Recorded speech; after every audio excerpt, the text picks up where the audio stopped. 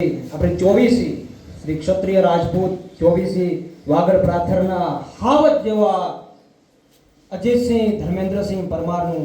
અંધાર્યું વિદાય અને એક